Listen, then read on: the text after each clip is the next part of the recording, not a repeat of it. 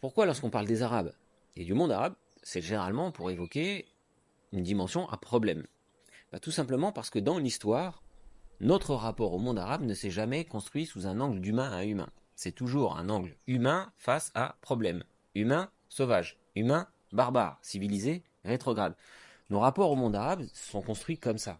Si vous regardez par exemple la période des croisades, eh bien c'était les chrétiens qui devaient lutter contre le monde musulman, sauvage, barbare, violent, presque dans une dimension antéchristique. En tout cas, c'était des gens qui étaient dans le mal, qui étaient des gens dans le faux. Si vous regardez la période qui suit, c'est pareil, la colonisation, là il s'agissait ici d'apporter la civilisation aux sauvages, d'apporter la civilisation aux barbares, de leur montrer comment être humain, comment être civilisé. Donc les gens n'étaient pas du tout considérés comme étant des humains, mais ils étaient considérés comme des êtres inférieurs.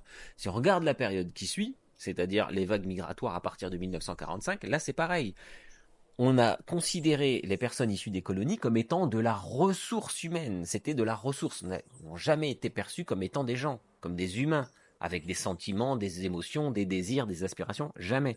C'était de la ressource, c'était de la main-d'œuvre. Et à la fin des années 70, on a été très étonnés lorsqu'on s'est aperçu que cette main-d'œuvre qu'on a fait venir, elle n'a pas voulu repartir chez elle comme étant balayée par un coup de vent parce qu'on n'en avait plus besoin. Non, on se dit, mince, ils sont humains, ils ont des pensées, ils ont des désirs, ils veulent avoir des enfants, ils se marient, c'est pas normal.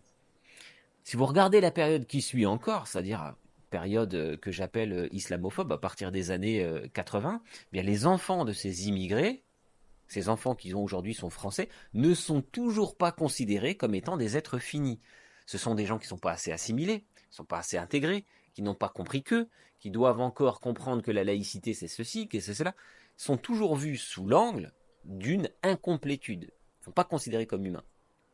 Et la dernière des choses, c'est que si vous regardez par exemple Gaza, Gaza c'est pareil. Gaza, vous avez on estime à plus de 100 000 personnes qui sont décédées.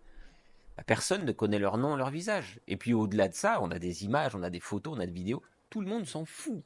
Parce que ces gens-là sont considérés exactement comme la ressource humaine à partir des années 45. Ils sont considérés avec le même logiciel, avec le même prisme. Ce sont des gens qui sont déshumanisés.